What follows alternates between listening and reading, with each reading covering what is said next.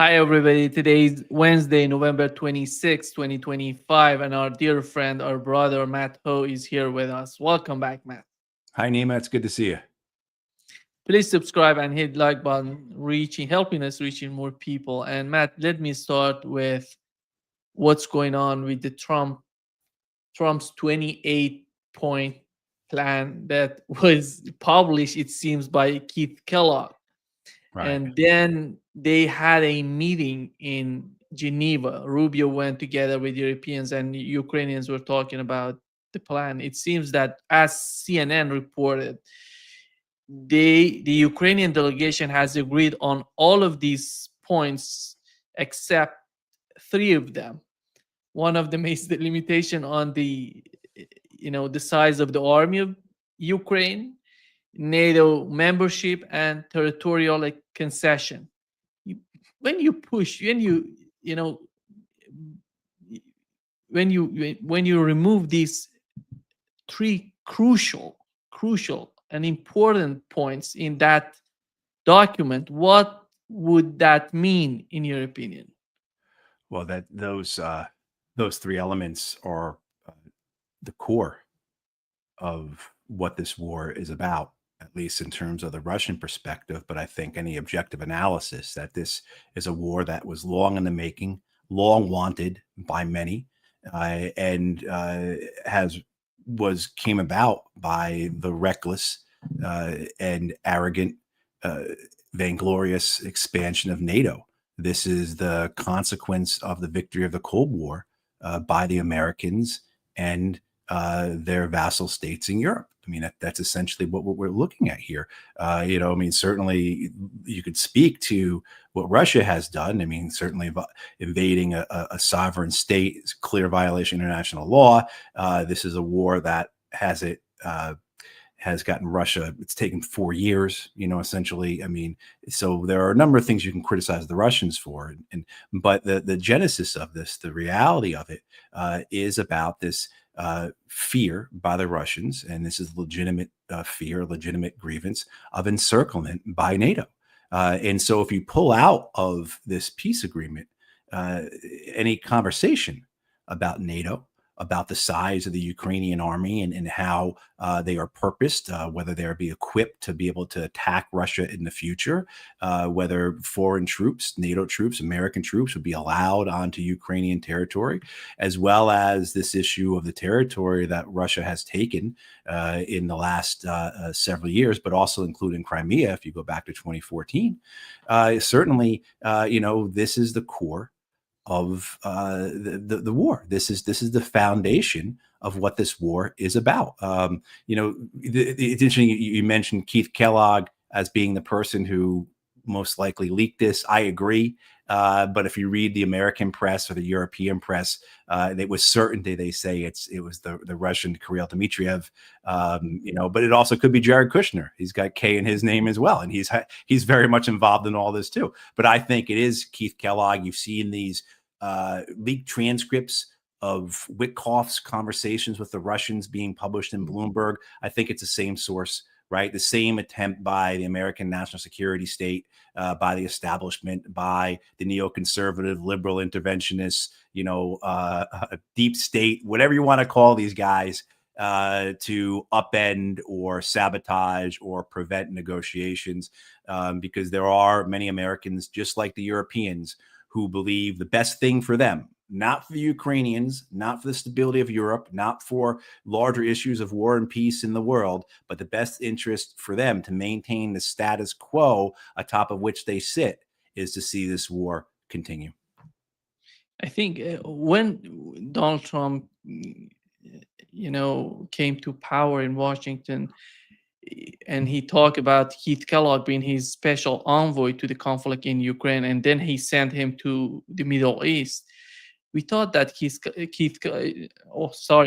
Keith Kellogg, Steve Witkoff, Mhm. and Steve Witkoff somehow for us was someone different from the establishment. He's an outsider coming in, and he was trying to negotiate with the Russians, with the Iranians. Then we thought that he's pursuing the Zionist agenda. That's why he's doing this and that. But recently, we've learned that from Iranian foreign minister that he reached an agreement with Iranian three times,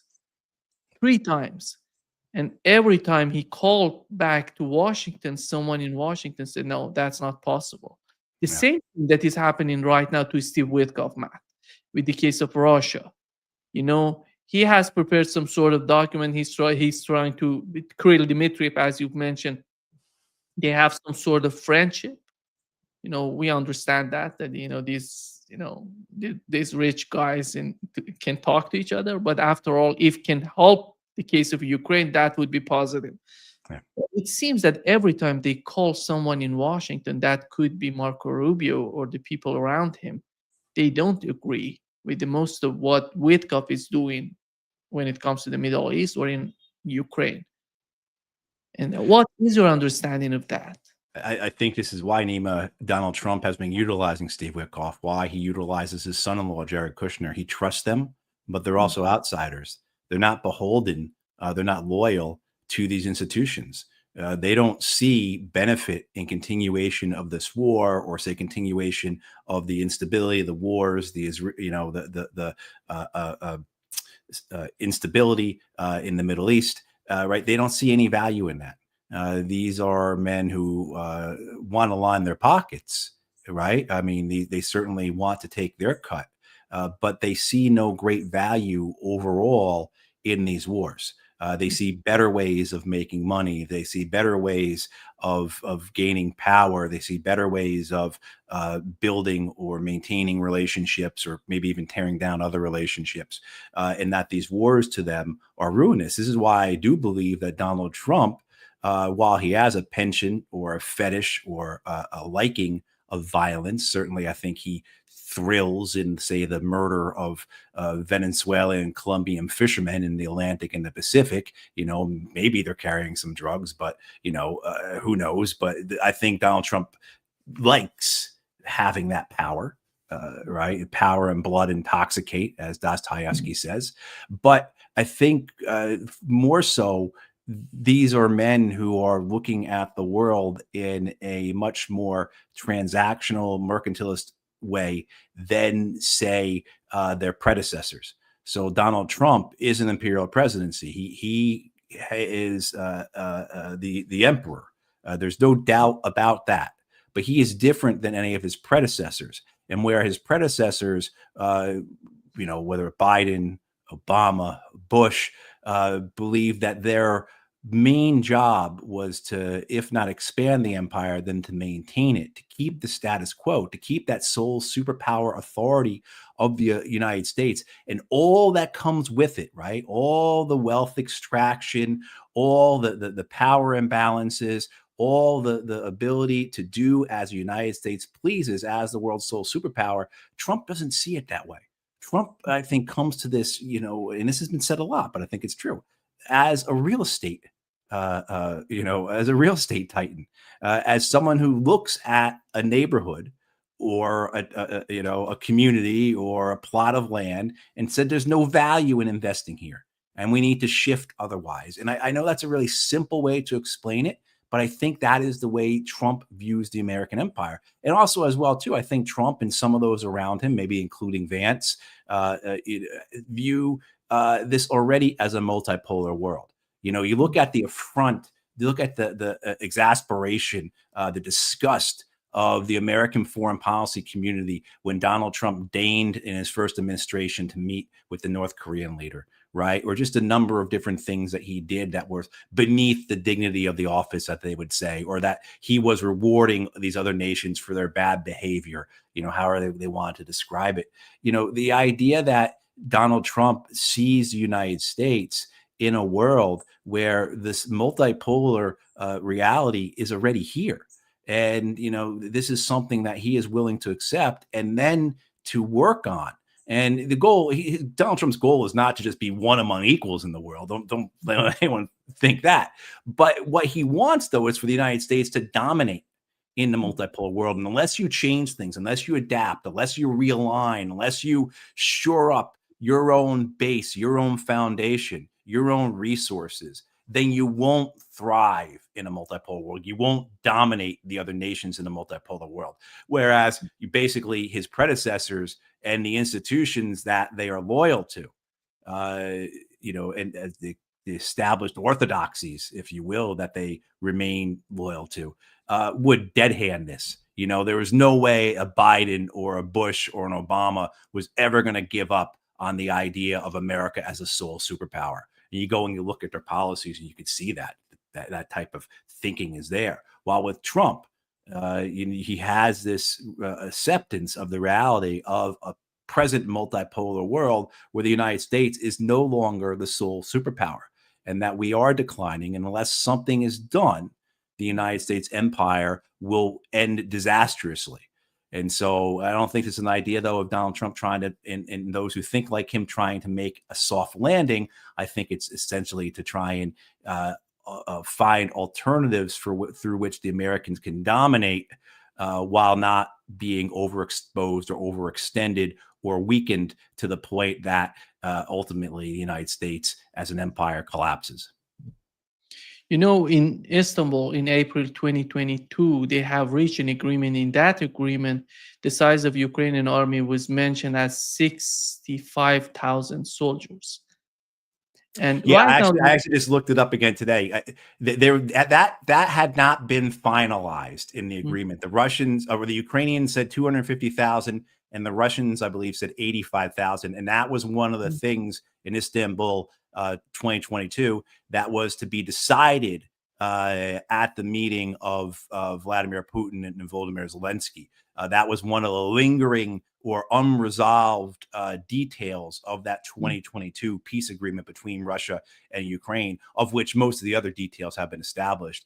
But I think the point you're getting to, this proposal to allow the Ukrainians to have 600,000 is much, much greater than it was. And it's much, much greater than the size of the Ukrainian army 4 years ago, which I think was about 250,000 men. Now, I don't know, Nima, if the 600,000 that's being offered in this 28-point proposal is a standing army or is inclusive of reserves, a total army. But a 600,000 man army in a nation of 30 million people, that's a pretty big army. That's a pretty massive army. So I no think one has it in Europe. No one does. No. But the idea that I think more importantly is, what does the army look like and what's the army capable of? And if it's going to have the missiles and the drones to fire into Russia as a NATO proxy, not in defense, but which is what the Russians are afraid of, then I think that's going to be the issue that has to be resolved. What type of armaments is it going to be allowed? Because I can't imagine a nation at peace, or that wants to be at peace, having 600,000 man army in a country of 30 million people. The drain that would put on the economy, the drain that it would put on society, the cost of it when Ukraine's trying to rebuild, it makes no sense. So maybe a standing army of 200,000 or 150,000 and 450, 500,000 reservists, that makes a lot more sense. Yeah. That means that NATO should provide everything to the Ukraine. That means the same scenario as we've been watching for almost 4 years of war in Ukraine. Yeah, and the Europeans want to do it. They haven't let up on it. The European press even this week, just still hanging on to this idea of stealing the Russian assets out of that Belgian bank and using that. And of course, the whole thing so clear in all this is how so much of that, say the loan is 135 billion euro or what, 160 billion dollars, how much of that would stay in Europe? Well, that $160 billion that would be dispersed to Ukraine over 2 years, how much of it might go touch Ukraine, but bounce right back to the Europeans themselves, particularly their weapons companies? So I think the self-interest in all of this is very apparent, is very overt, and screams coming out of Europe over the possibility of this war ending are coming from men and women whose gravy train is about to end, who have been on top of this largesse, who for years have benefited from the foreign aid, the foreign assistance that flows into Ukraine, whether that be the European weapons companies, development companies, whether it be the European ministries of defense, their intelligence services, whether it be the banks that service these types of transactions. I mean, you could just go through the whole roster of who benefits from war, from this racket, right? I mean, that's essentially what this is. And so the howls of protest that we've heard this past week over this proposed peace settlement are coming from men and women who realize their good thing, their grift, is going to come to an end, as well as them from the politicians, those who have benefited from this war because it gives them their political identity. I mean, for Starmer, Macron, Merz, they are so unpopular in their countries. The only things that they have to stave off overthrow, essentially, not people with pitchforks and torches. Although if Europe keeps going the way it's going, that may not be that far off. But in terms of losing their own support of their parties or losing control of their parliaments, is in this identification of them being wartime leaders, right? Of that, the necessity of a powerful state is needed. I need to remain in power. I need to exercise this authority because we are at great danger from the Russians. I mean, if they lose that, what do they have for their political identity? So, I mean, just the protests that have come from the Europeans over this attempt at settling an unwinnable proxy war, which has just devastated the Ukrainian people, devastated, how many hundreds of thousands of Russian families, how many hundreds of thousands of Ukrainian families won't have their men coming home from these wars. How many more have been wounded, and how many millions of refugees, and the fact that the land's been depopulated, it's been destroyed, and the water, the sea, the air polluted by the toxic remnants of warfare. I mean, these are things that will, for generations, inflict the Ukrainian as well as the Russian people, because these Russian soldiers are going to come home and they're going to be sick from the war, whether it be issues of PTSD, traumatic brain injury, moral injury, or they're going to be exposed to toxins and they're going to come home with all types of cancers, respiratory problems, gastrointestinal problems, and God help them that it doesn't then carry on into further generations, like has occurred with American veterans from Vietnam. I mean, so the end of this war won't come soon enough in terms of the actual end of bullets and missiles and drones being thrown at one another, being fired at one another. But then the ongoing effects of the war will last for generations. And the only way you preclude that and begin to heal is to stop the actual war. Matt, here is what Rand Paul said about what's going on with the MAGA and when it comes to the, war with Venezuela or support or sending arms to Ukraine. Senator Rand Paul. Senator Rubio, as a senator, was very much an advocate of regime change. This was at odds, really, with President Trump. And so when he was picked, a lot of people who had been supportive of President Trump were, oh, my goodness, they're picking someone much more hawkish and much more eager to be involved and to intervene in other countries. And so people worried. And then the first year or so, people are like, oh, well, Rubio's done a good job on foreign aid, and they've cut back on all of the abuse of these NGOs around the world. And I think the people supporting the president have been very supportive of the Secretary of State. But I think once there's an invasion of Venezuela, or if they decide to re-up the subsidies and the gifts to Ukraine, I think you'll see a splintering and a fracturing of the movement that has supported the president, because I think a lot of people, including myself, were attracted to the president because of his reticence to get us involved in foreign war. Yeah, he's mentioned the name of Marco Rubio.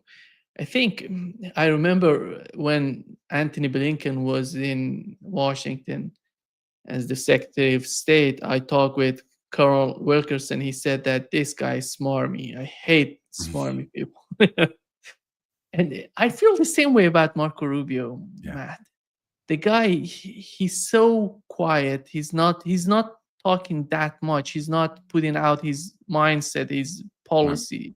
But what he's doing is somehow unbelievably destructive. Yeah, he is not, I think, as mouthy an ideologue as many others we've seen, and he certainly has a way about him that differs from the arrogance of some of his predecessors, like a Mike Pompeo or a Tony Blinken. Uh, but that doesn't mean he's not certain, and that doesn't mean he doesn't have his ideological foundation, and he has his certainly his desires, his ambitions, his dreams.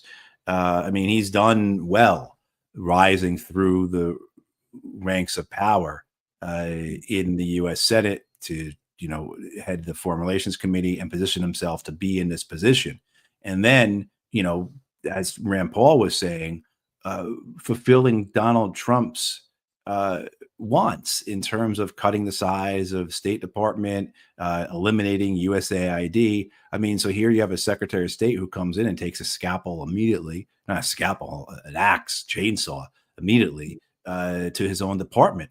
And, so, you see that he has that ability to please Donald Trump, but you also have to realize that he is standing there right in Donald Trump's ear.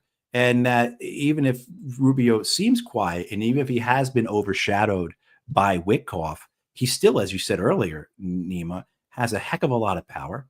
He's able to sabotage things. You were describing the Witkoff negotiations, conversations with the Iranians, and how every time he would call back with good news, essentially, or progress, or a deal potentially, that it would just fall apart. Right. And certainly he has that ability to play behind the scenes like that and to control things. We also have to remember, too, that he is also the national security advisor. The last person to hold both of those jobs was Henry Kissinger. And you certainly don't want to you never wanted to underestimate Henry Kissinger.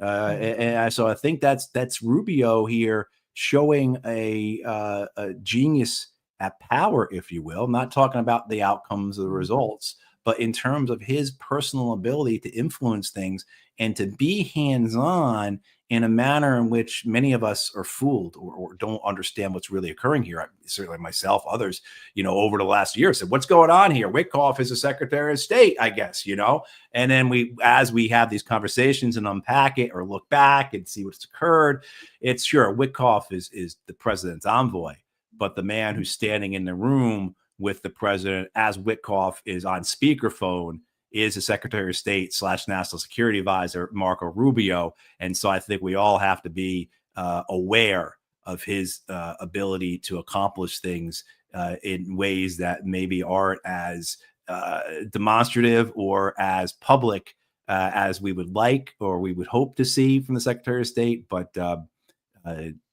yeah, this is the way it is. And and I hope no one's confusing my praise of Rubio's ability to get and maintain and control things with support for him. Obviously not. But I think if we don't understand how these people operate and whether they are effective or if they're competent or capable or not, then we put ourselves in a very bad position. And so I think Rubio, to my estimation, is someone that we really have to be aware of his competencies, his capabilities. Certainly someone I didn't have a degree of respect for 10, 12 months ago. I have a much greater degree of respect for him now. Again, not supportive of what he's doing, but just aware of his competency and his capabilities. Actually, when it comes to Latin America, the situation is getting worse because he has some sort of, hatred, personal hatred toward what's going on in the Latin America. Matt, we've learned from, Maduro. He says that 85% of the billions in annual international drug trafficking are in banks in the United States.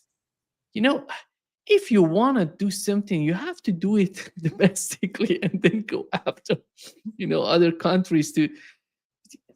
How is that possible? You make such an accusation against a foreign government, and how do you put how do you understand it? How do you make sense of it? Well, the drugs aren't the issue. The drugs are the talking point. The drugs are the cause, or the drugs are the bloody flag to wave. But 120,000. they have to convince other countries in Latin America that the main reason is not, Well, no, I just don't think I don't think anyone's going to be convinced of it. I don't think that they care to convince. I think that is just essentially the cover. That is the that's the dressing they put on this. I don't think they expect anyone serious to believe them. They don't care. But they need to go through the motions. They need to seem legitimate. They need to play the game and provide that type of those talking points. I think it was Reuters was it Reuters or Gallup? Someone had a poll that showed the disparity in American approval of the attacks on these fishing boats, drug boats, speed boats, whatever they are. These tiny little boats that would have to refill 10 or 12 times to reach the United States. Like these aren't right. All that we know about it. And when the question is asked, phrasing that, including the idea that this is avoiding due process and it's potentially illegal, it's less than 1 in 3 Americans support these attacks on these boats. When the question is phrased as simply as, do you support U.S. military actions to stop drug runners from coming in the country, it's like 70% supported, right? So they while they have a It disregard. was a survey on CBS, Matt. Okay, was that where it was? Yeah. Yeah, And so while they have a disregard for public opinion, they're going to do as they want. They still understand the reality of optics. They understand the reality of the media in which they live. They can understand how things can get difficult and complicated and be hard if they don't have some form of narrative on which to stand, and for which their supporters as well as others to continue with them. If they don't have some type of storyline that makes sense, I think that's while they don't care and they'll do as they want, they also too aren't stupid, and they know they can't ignore the reality, the modern reality of requiring optics and images and stories and narrative and media consent and manufacturer consent, etc. And in the rest of the region, though, to your question, the rest of the region, they don't. The Americans don't care. What they want the rest of the region to see is the consequence of not going along with the Americans. That if you want to be an affront, if you don't want to bang your knee and kiss our ring, this is what's going to happen to you. That we're going to start with Maduro, and then we are going to move to Nicaragua, and we're going to move to Cuba. The administration hasn't said that flat out, but you've certainly seen their supporters say it. We've seen the Nobel Peace Prize winner Maria Machado say that right after the Americans free us here in Venezuela, they're going to go and give liberty to Nicaragua and then to Cuba. It reminds me very much of that thinking that populated the Americans in Iraq in 2003 and 2004. When I got to Iraq in 2004, or spring of 2004, part of Coalition Provisional Authority, so the American Defense Department's colonial administration of Iraq underneath J. Paul Bremer, Jerry Bremer, if people remember him, you would still hear people. And this was, in end of April, beginning of May, whenever I got there, of 2004. So a full year after the invasion. Right, a full year already, a month after a major battle in Fallujah, a major battle in Najaf, battles in Samarra. Clear this is not going the way we said it was going to be. We've not been met with flowers, but with IEDs. And you had American authorities, right? People, pretty senior people who are still thinking along, who are saying things, not thinking, saying, we still got to figure out, after we're done here, do we go right or do we go left? Meaning, do we go into Iran or do we go into Syria? And that's the thinking that is that's the thinking that we have among those who are promoting this regime change. That it's just the first among to solidify our control over South America, to solidify our control over Latin America. And then this fits into we were talking about earlier, Trump's desire to realign the American empire or to rebuild it or to reimagine it, however you want to describe it, to be more successful or to dominate in a multipolar world. In order to do that, we have to have our hemisphere secured, and we have to be ensured that we can get everything we want from it, and that other actors, particularly China, aren't coming in and taking our good thing away from us. So I think, that then fits into the construct, that fits into the doctrine or the ideology that's, being utilized to present regime change as the most sensible option to the president of the United States. And whatever what the other governments in Latin America should understand is that you'll be next. So I don't think anyone in the White House, the National Security Council, the State Department, Defense Department, wherever, think for 1 minute that our story about the cartels of the sun and every boat we blow up saves 25,000 Americans from fentanyl overdose and all this nonsense.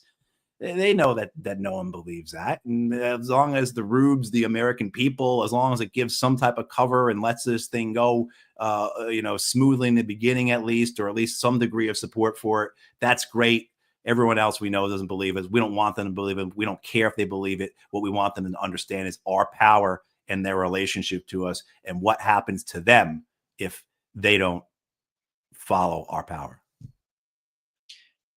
Matt, shifting the gear to what is happening in the Middle East, the new assassination, the head of one of the commanders, it was, if I'm not the chief of army, Hezbollah's army, he was assassinated by Israelis. And today I talked with Laith Marouf. He's in Lebanon, in Beirut. He said that Hezbollah is preparing to respond, but Pope is going to Lebanon. It seems that they're gonna somehow for 2 weeks they're not gonna do anything until Pope is out of Lebanon.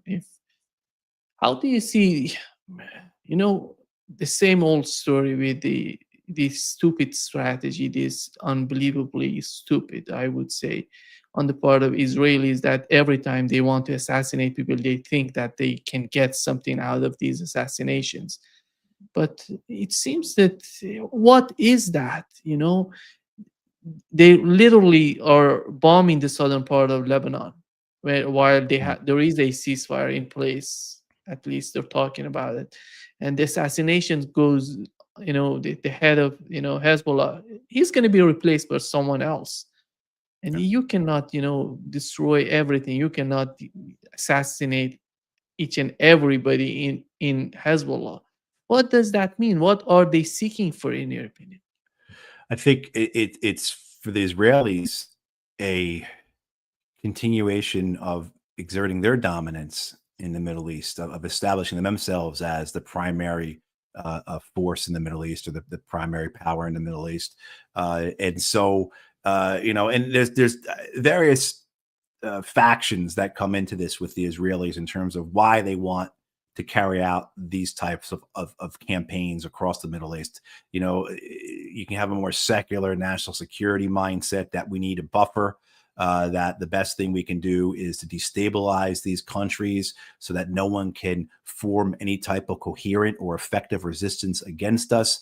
There are others who say that we have to push into Lebanon, we have to push into Syria in order to establish ourselves, give ourselves buffers so that we can annex the West Bank, because we don't want any support from the Palestinian factions that are in these countries able to come and support the Palestinians in the West Bank. Basically want our flanks secure. And then you get more of the metaphysical, religious, Zionist, ultra-nationalist worldview that this is all part of greater Israel and this all belongs to us. On the maps of greater Israel, Israel extends up to Beirut, essentially. It covers Damascus. It goes all the way to the Euphrates in Iraq, goes all the way to the Nile in Egypt, And so you have this convergence then of these various factions of those who have their various reasons for wanting to carry out this war throughout the Middle East. In Lebanon in particular, the idea of continuing to destabilize Lebanon, make it so that there's no effective resistance, the idea that we have to continually degrade Hezbollah, make sure it can offer no resistance against our eventual annexation of the West Bank. I mean, this is so much of what the Israelis are doing, I think, needs to be understood through the lens of the West Bank, of how that's been their primary goal for decades now. Then there are for others as well. Israel had a very long occupation, 20 years of occupation in Lebanon, which was costly. And so the nation is still scarred by that. They fought a campaign, a war, essentially an invasion in 2006, which they lost, and they got defeated and repulsed from southern Lebanon. So there's some of that carrying on with the Israelis as well, of like, we need to fix this. We need to win this. We need to finalize this, right? The Lebanon thing is still unfinished. There's all that lingering, those ghosts are still there for so many Israelis. Hezbollah has been a wonderful boogeyman for Israeli politicians to utilize. I mean, the Israeli public opinion when Nasrallah was assassinated last year, I mean, that was, I think, 90%, like a crazy level of public support. And we see that as well, too. We see that for these types of operations, very high levels of public support for Israeli military operations by the Israeli public throughout the Middle East. So if you're an Israeli politician, no matter where you are in terms of your relationship to Benjamin Netanyahu and the governing council, if any Israeli politicians or institutions that have any significance only see benefits in going along with these types of military campaigns, of these operations, of these wars, of these assassinations and bombings and destabilization efforts, right? And they all are certain of their actions because the Americans are backing them, right? So the Americans, regardless if it's Joe Biden, regardless if it's Donald Trump or Barack Obama or George W. Bush, even, you're certain as the Israelis that you have this support. And I know there's been a great shift in American public opinion. There's been some political change in the United States as it comes to Israel. But I think the Israelis are certain that regardless of all that, is America's ironclad commitment, as both the Democrats and the Republicans like to phrase it, will be unchanged. That when it comes down to the realities of money showing up for Israel, of bombs and planes and spare parts and all the things that they need to carry out their warfare and their genocide and maintain their apartheid, that will show up from the Americans, as well as American diplomatic support, American intelligence support, American F-15s and F-35s and F-22s will still protect Israeli airspace and Israeli cities from Iraqi or Iranian or Yemeni missiles and drones.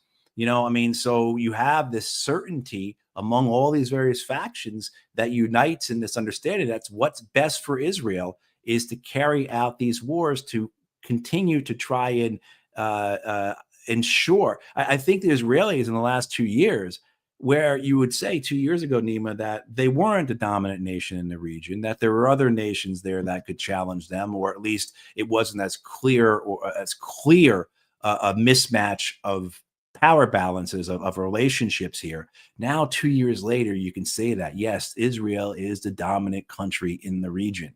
That's a heck of a lot to say. That's a pretty strong feeling. That's a pretty strong impulse or belief for the Israelis to be riding upon, and that's what they're riding upon. Actually, today we've learned that last night it seems that one of the Israeli fighter jets invaded the airspace of Iraq. It got close to the Iranian border, was fueled by Yeah. U.S. Planes.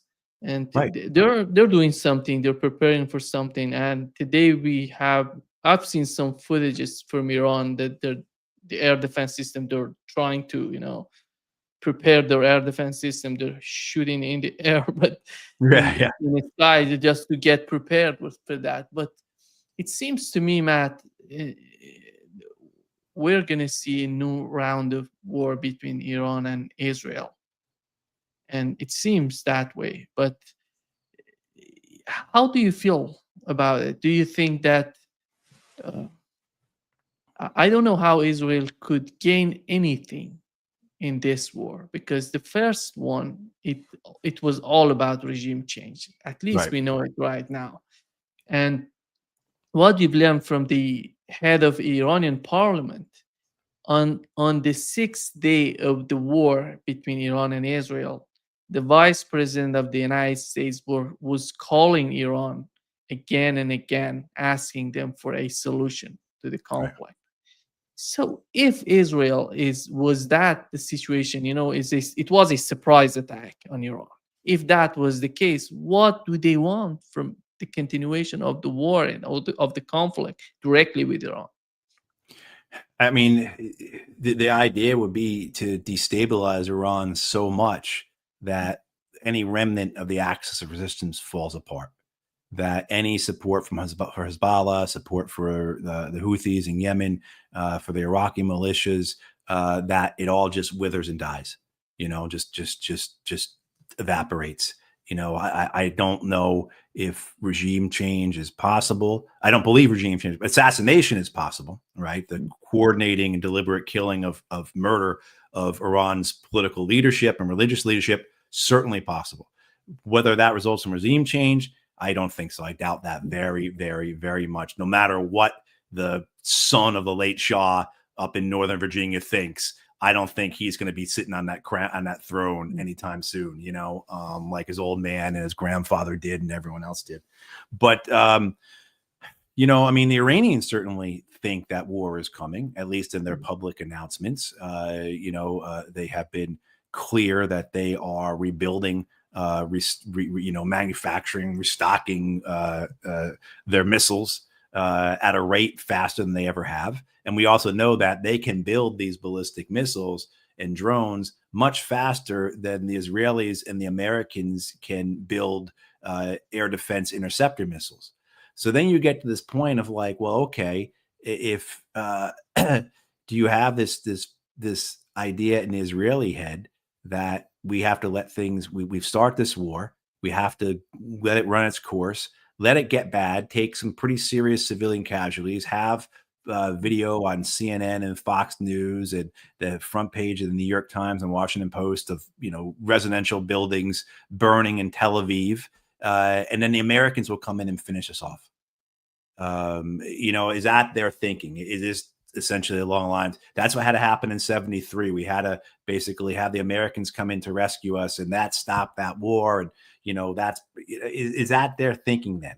There's also speculation that the Israelis would use nuclear weapons, and I don't think anyone should doubt that. I mean, any nation that has carried out these campaigns, these wars over these decades, seen what they're capable of, their willingness to assassinate, their willingness to murder. I mean, they invented the modern car bomb, if you will, during their occupation of Lebanon. I mean, let alone what they've done to the Palestinian people, not just the 2 years of genocide in Gaza, but decades of ethnic cleansing, occupation, and apartheid and subjugation. If anyone doubts that the Israelis would not use a nuclear weapon, why? I mean, why? Why would they not use one based upon everything we've seen of them throughout their history? So, all this leads to a pretty scary point then, that you hope that, the Israelis look at it and say, you know what, it's just not worth it, that we can continue to build our dominance here in the region through Lebanon, through Syria. Hopefully we'll get normalization with the Saudis. The Saudis will then take care of the Yemenis, and that we can just continue to further isolate Iran. But I just don't, looking at the Israelis, their leadership, looking at Israeli public opinion on this sort of thing, just on the views, the worldview of the Israeli people, how they see themselves in the world. Yeah, the idea of another war with Iran, unfortunately, seems like a likely one. I wouldn't I wouldn't bet I wouldn't bet all my money on it, but I'd bet 55 or 60 cents of the dollar on it. Matt, I don't know if you saw the video. One of the Zionists, he's going think Norman Finkelstein. He's crossing one of the streets, and he gets closer to him and put one of these pagers in his pocket and says that you have to be Yes. careful with what is that. It's unbelievably disgusting when you look at the video. These people have no, they show no respect for anybody. Yeah, it's supremacy, Nima. It's no different than white supremacy. It's no different than any other form of supremacy. And certainly, you go through Asia and all the different hate within the Asian groups and everything like that. The supremacy of say the Japanese supremacy during the Second World War with Imperial Japan. The way they viewed themselves as superior among the races there, right? And how they then were willing to cleanse the other populations, right? I mean, it's nothing more than seeing others as subhuman. And, there's been a bunch of videos this week of these two women, one a Brit, Melanie Phillips or something like that, and the other one, an American, Sarah Hurwitz, or I'm banging up their names, but I'm sure people have seen these just atrocious, vile speeches. These weren't off the cuff remarks made by these women. These were prepared statements given at conferences, essentially dehumanizing the Palestinians. This one woman, who had been Obama's speechwriter, the American, the phrase she used was trying to speak through a wall of dead children. Just, this ghastly, inhuman, grotesque assault on the idea that we should stand up against atrocity. This is the person who said that all the wrong lessons of the Holocaust have been taught.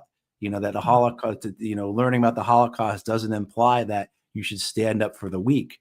Essentially, in her view, the meaning of the Holocaust is that you should deny atrocities against any people except against the Jews.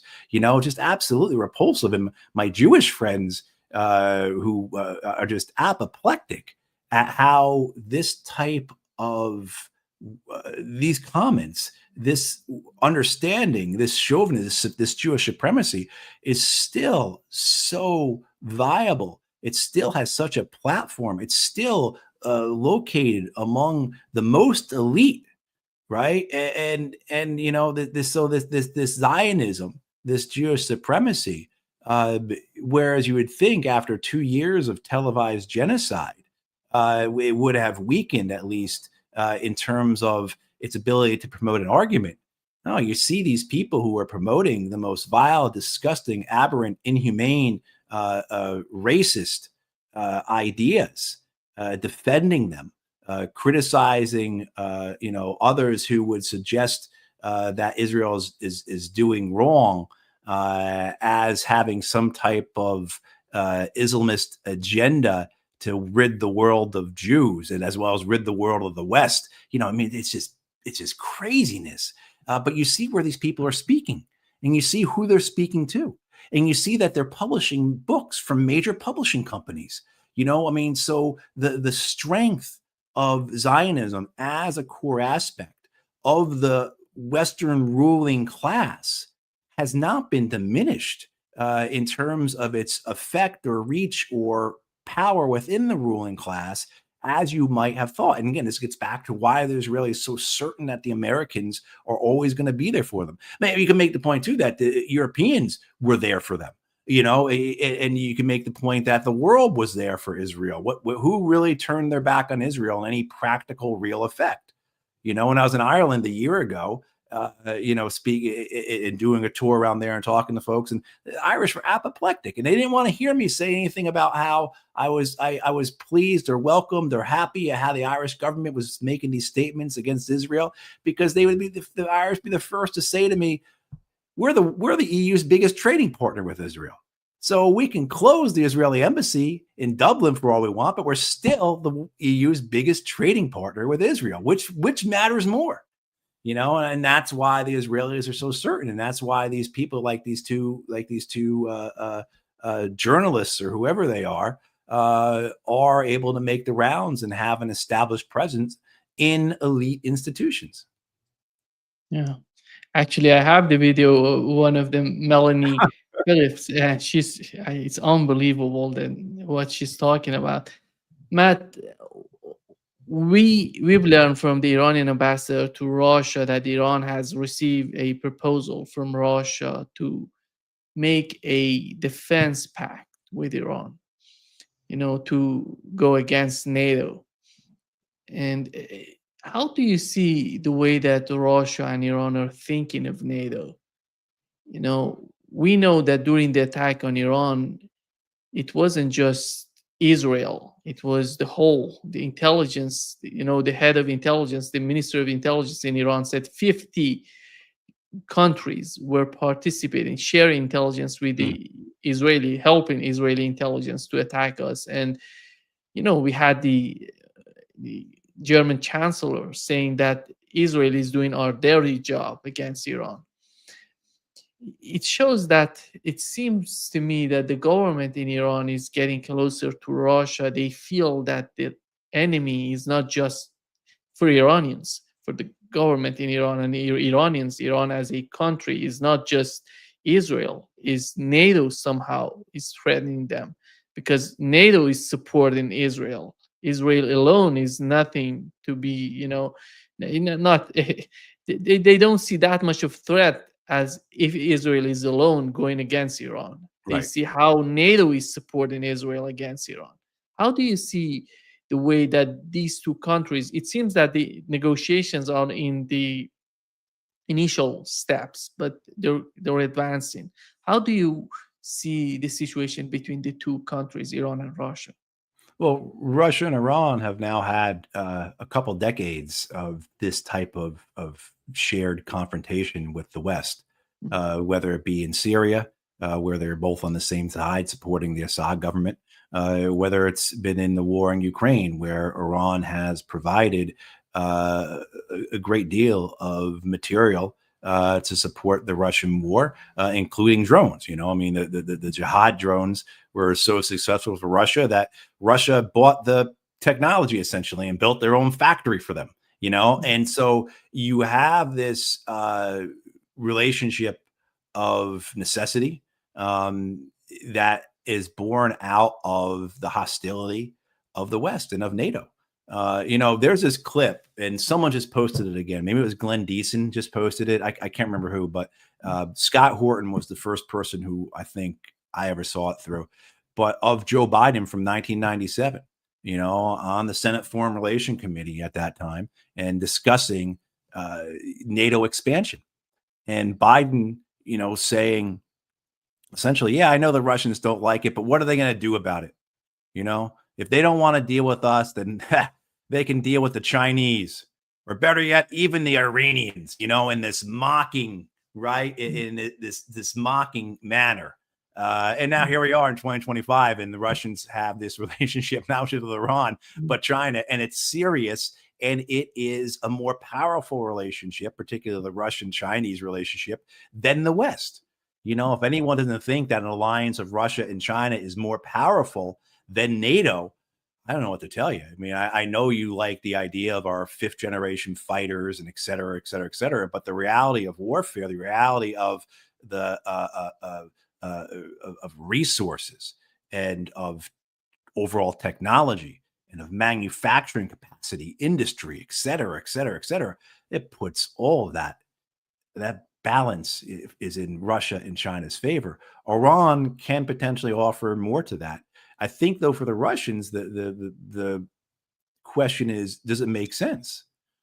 For Russia to receive support from Iran as it has, in a trading relationship, technology transfer, manufacturing support, things like that, as we've seen over the last 4 years with the Ukraine war, total sense. But does it make sense for the Russians to have to get into some type of formal alliance with the Iranians where they have to be involved in Israel American assaults on Iran? That seems like a geopolitical question. The Russians don't want to be, what benefit comes to the Russians from that? Where are their interests in terms of having to defend Iran from an American, Israeli, or as you pointed out, 50 nation attack, essentially? What's the real where's the benefit? Where are the interests in the for the Russians in that? So a very realist perspective says that the Russians doesn't really seem like something that they would benefit from. However, this continued relationship and enhancing that, remember earlier this year, the Russians signed a strategic treaty across a whole bunch of lines of effort, across industry, intelligence sharing, cultural issues, all types of things between the Iranians and the Russians. Could that develop into a more formal defense treaty? Certainly. Could it develop into an alliance? I'm not going to say it couldn't, but it doesn't make sense from the Russian perspective as to why having to tie yourself to the Iranians like that, because the Israelis and the Americans aren't going to respect it. Right? You can see the Israelis and the Americans, if the Russians were to ally with Iran in that manner, where there would have to be a Russian support for that, the Americans and the Israelis would let's call their bluff. I don't believe you, Russia. We're going to do what we want, and so it just puts Russia in a difficult spot. But certainly increasing the already existing relationship, but then also too, the things that I'm reading seem to indicate that the Iranians may be more interested in dealing with the Chinese when it comes to receiving weapon systems, air defense systems, fighter planes, things like that, than they were the Russians. I mean, there was a big deal a couple of years ago where the Russians were supposed to have supplied, I think, Su-35 fighters to the Iranians, and that never materialized. At least I don't think it ever materialized. So I think the reality of the threat that the U.S. and Israel bring to Iran, it's not going to be something that's going to cause nations to come rushing to form an alliance with, the Iranians in a formal manner, like in a treaty obligation manner, but certainly to support. I think we're going to see more of it. I think we'll see more of it. Yeah. Thank you so much, Matt, for being with us today. Great pleasure, as always. Yeah, thank you, Nima, for my fellow Americans who are celebrating Thanksgiving. Happy Thanksgiving, everyone. Happy Thanksgiving to everyone. Yeah, exactly. Yeah, and as Nima said earlier, guys, click like and subscribe. Help him build up his viewership. That's the way the YouTube works. So help out Nima and click on like and subscribe. Yeah. Thank you, Matt.